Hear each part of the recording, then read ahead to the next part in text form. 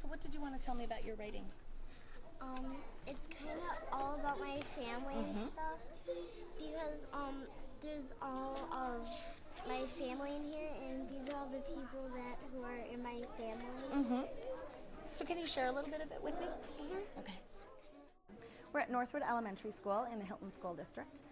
My name's Chris Ann Craney, and I'm a first grade teacher. In September, I started right from the first day of school using the primary units. Some of the children in our building had this program in kindergarten, and some of them did not. So I did make sure that we were all starting with a common baseline. Some of the kids did have familiarity with those things, which kind of made it easier for them. Hearing the same language seemed to be helpful for them. They are very excited about writing. One big difference that I did notice from last year compared to this year is that they are generating their own topics all of the time, where in previous years, even with 4th and 5th graders, they sit there and don't know what to write about a lot of times unless they're given a topic.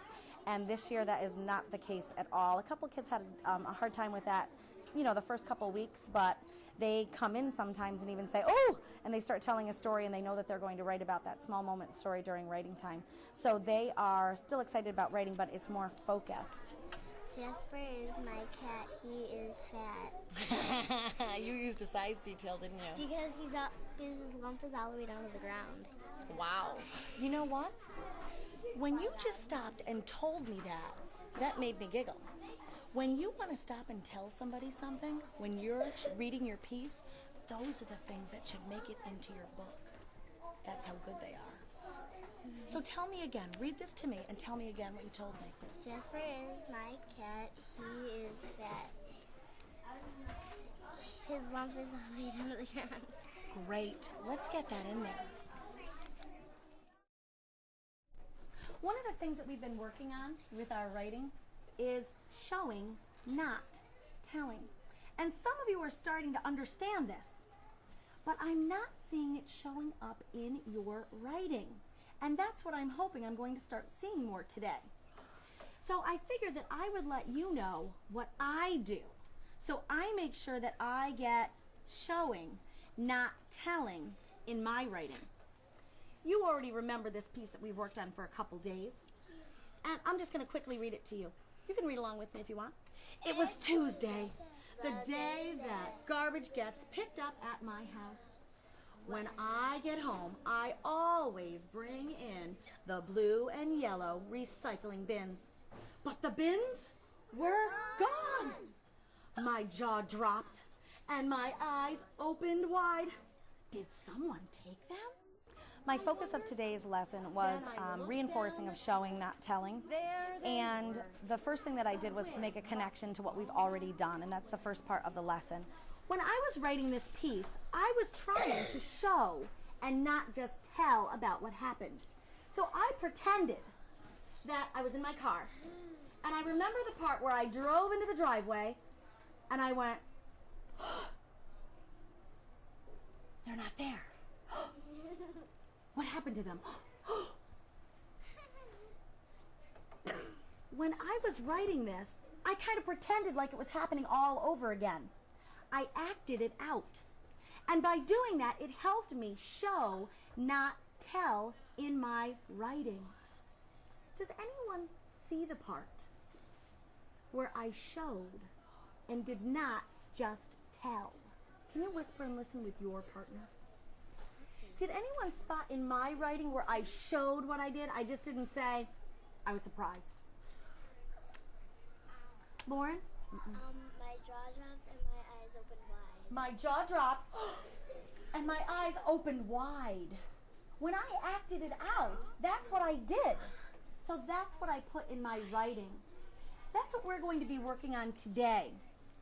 You are going to be acting today. You're going to be pretending that something happened, and you're going to be showing your partner today.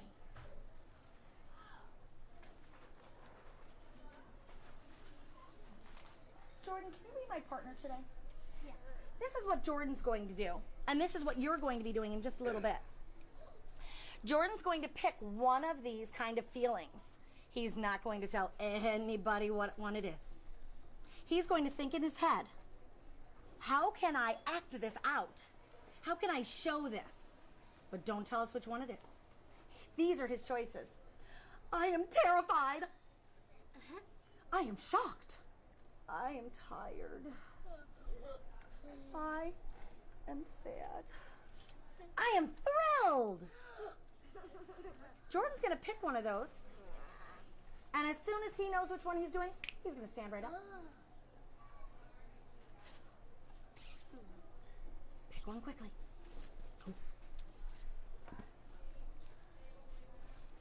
Jordan, can you turn so people can see you?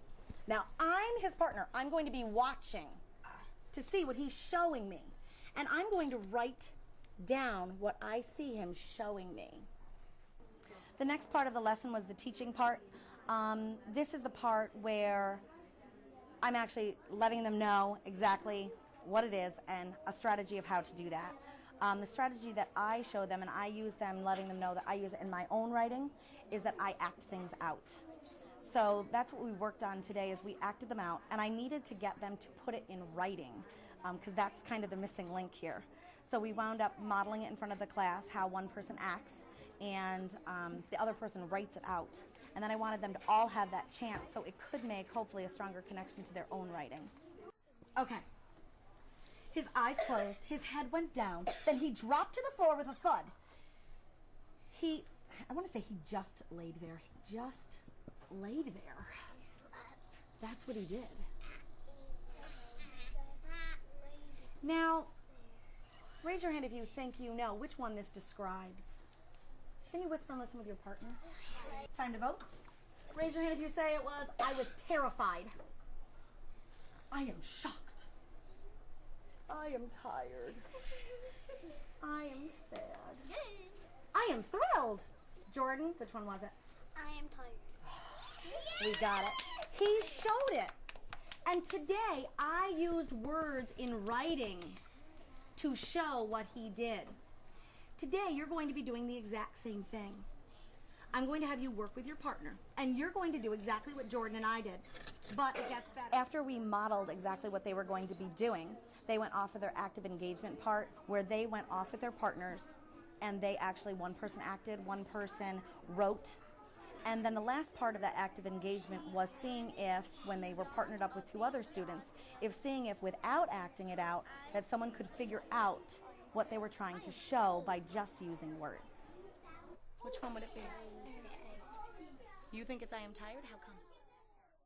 I did want to share just one from what I saw going around the room, and we're much better now at getting show, not tell down in words. What would you think this one was?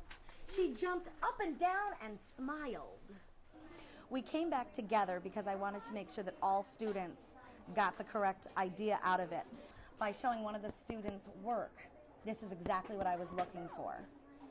And I let them know that this is what I was going to be looking for when I was coming around for conferencing, seeing if anyone was using show, not tell. And my cat likes to play with my dad when he puts his hand under him, and then he tickles him.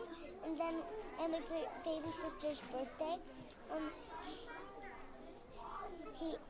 my baby sister had string from the balloons, and then he was playing with it. You know what I see that you're starting to do? You're starting to act out what your dad does. You know what it's making me think of? You want to finish telling me? Go ahead. We'll come back. My dad works with painting. Awesome. I'm going to come back to this page because you seem most excited about this one, because you stopped and talked the most about this page. What I saw you start to do was starting to act things out with your hands. Did you notice you were doing that? Good. That's making me think that you can use acting like I do to show and not tell. So let's go back to this. Read to me what's on this page. I had started thinking more about one of my conferences while we were during the conferencing time, and it was the one where the student was acting out what happened with the cat. And she was acting out, which is what we were focusing on, using acting to help our writing. Her acting out helped her add details, but I started thinking that probably wasn't an example of show, not tell. It did make her piece better, but she wasn't showing a feeling. So during the ending part where all the kids regrouped at the end, I did make a point to show how you can use acting to improve your writing. I shared the one piece about the cat and showed how that could add details, but then I also showed a piece that showed how their acting could show, not tell, by having a big smile and having red cheeks. Today when I was conferencing, I noticed something really cool. Lindsay was trying acting it out, and it actually helped her get in details in the story. She was telling me about her cat, and that her cat likes to play. And then she started telling me all about how she started doing this with her fingers. And I was like, oh! She started acting it out, and we pretended that the bear was the cat. And she started having it, tickling it, and dangling a string, and she got those details in her writing. Before she started today, she just said that the cat likes to play. But now she has all these other details because she acted it out. And acting it out helped her get those details, telling all about how he got tickled under his belly and he jumped up and down. So she was able to add details by acting it out. Caitlin did a little bit of acting it out too, and she got to that showing, not telling, a feeling. She was telling about how she had a play date, and I knew that she was really, really happy about it, and I knew this because of what she put in her writing today. I smiled. My cheeks were red. That's how much she must have been smiling. So I know she must have loved that play date. Did I get it right, Caitlin? Fantastic. So when we act things out, it can help you add details to your writing, and it can help you show, not tell. First graders, I do have some bad news. We have come to an end of our writing workshop. I'm not done yet. Here's the good news. During centers today, you can continue your writing.